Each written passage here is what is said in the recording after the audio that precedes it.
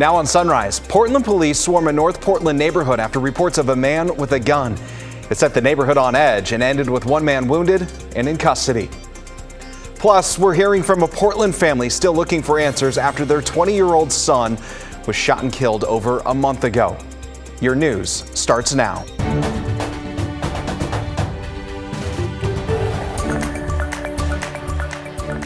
Good morning. Thanks for getting up with us as you start your Sunday. Time right now, 7:01 in the morning. I'm Devin Haskins. You are Daisy Caballero. Yes, Devin, that is my name. She gets her own parade, her own show. Thank you. All right, parade over to weather. Let's do this. How's Sunday looking? So Sunday is looking actually really great if you are liking a little bit more of that sunshine and warmer temperatures as well, which I feel like some folks are going to be enjoying that, right? And that's all thanks to an upper ridge level that is kind of keeping us high and dry for the most part, or for at least these next few days. There's a potential for a new system to kind of bring us some light drizzle, if that, for some folks up and down the I-5 corridor in parts of Southwest Washington. I'll talk more about that in my full forecast in just a few minutes. But give you a live look through our Rose City sky cam. It is 56 degrees. Yes, a little bit cloudy out right now, but we will actually start to see a little bit less of those clouds and more of that sunshine. Quick look at your current temperatures right now. 48 degrees out at Timber Junction, also 49 degrees for Larch Mountain, 55 for Troutdale, 54 for Westland, 50 degrees down in Sherwood, and most of us are in the 50s, of course, with 49 degrees for the Eugene area, 44 for Baker City, and 48 degrees for Burns. So Portland, this is what we're looking like today. 78 degrees, Vancouver 77, 76 for Longview. But again, 7-day forecast coming up. You're not going to want to miss it. All right, stay tuned. New this morning, Portland's major crash team is investigating a fatal hit and run crash that left one person dead. This happened near Southeast 162nd and Stark just after 11 o'clock last night. We don't have a lot of details about this right now, but detectives are saying that a driver hit a person, then drove away. When we hear more about what happened, we'll be sure to share that with you. This morning, a suspect is recovering after being shot by Portland police officers.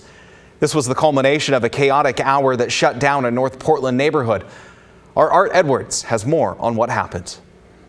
It has been a very tense time here in North Portland. We're at the intersection North Lombard and North Portsmouth. For some of the people around this area who were in some of the businesses nearby, it was a time that was very scary for them. They were told they needed to shelter in place. We heard gunfire. I rushed out there. The gunman came walking through the back with the gun out, and I was notified immediately, got everybody in, and got a call from the police saying, get in, lockdown. Mel works in a bar right at the intersection where everything happened.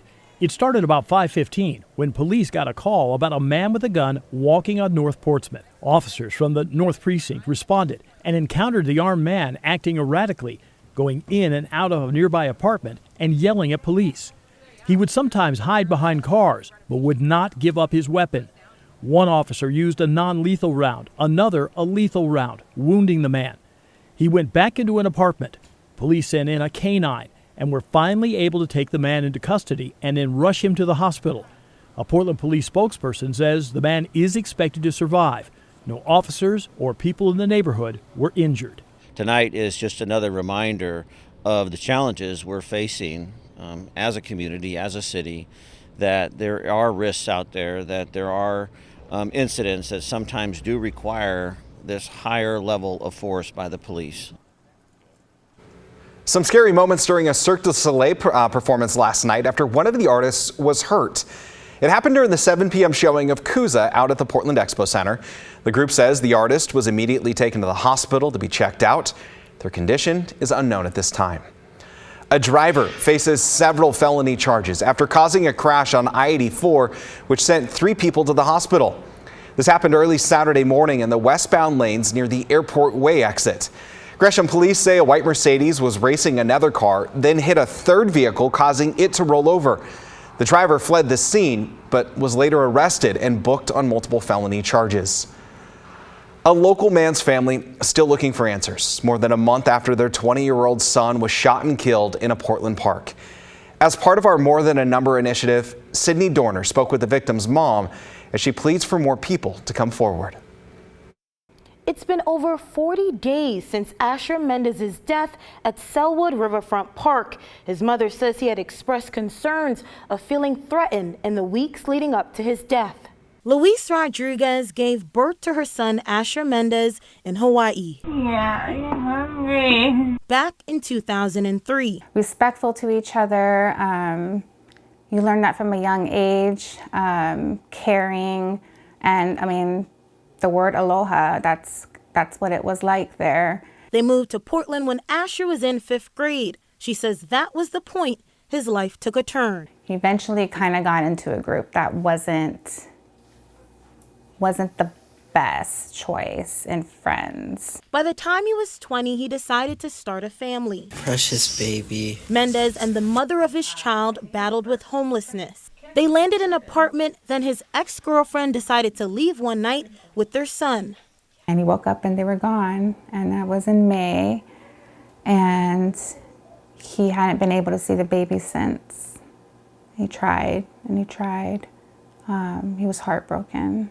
Mendez coped with the pain by frequently being out with his friends. He's like, I am thinking about the baby. I'm just having such a hard time dealing with all this. He was invited to a party on July 12th at Selwood Riverfront Park, where he was shot and killed. Felt like at one point that my heart was literally breaking down the middle. Like I just felt it just pulling apart. Just devastated. Detectives believe many people were in the area at the time of the shooting and left without speaking to officers. And nobody is saying anything. I don't think it's unreasonable for me to question that, because I think it's something anybody would question. He didn't deserve this. He did not deserve this. Right now, Asher's family has started a GoFundMe in hopes of raising reward money to motivate people to come forward with answers. Linked on our site at kgw.com. Back to you. Our initiative aims to help give a face and a voice to victims and families impacted by tragedies. If you or someone you know has been the victim of a homicide and would like to share your story, you can reach out to us by sending an email to morethananumber@kgw.com. In Marion County, investigators recovered nearly $500,000 in stolen property earlier this week. On Wednesday, they served a search warrant at a home on Northeast Evergreen Avenue. There, they found a trove of new merchandise believed to be stolen from multiple large retailers. We're talking things like Lego sets, toys, movies, and vinyls. Investigators arrested 48-year-old Salvador Barraza and booked him on charges including organized retail theft and money laundering. And in Portland, detectives arrested multiple people during a retail theft mission in the Jansen Beach area on Friday. A total of 18 people were arrested or cited. Officers got back about $1,000 worth of stolen goods. They also recovered a stolen vehicle, a firearm, and 7 ounces of meth.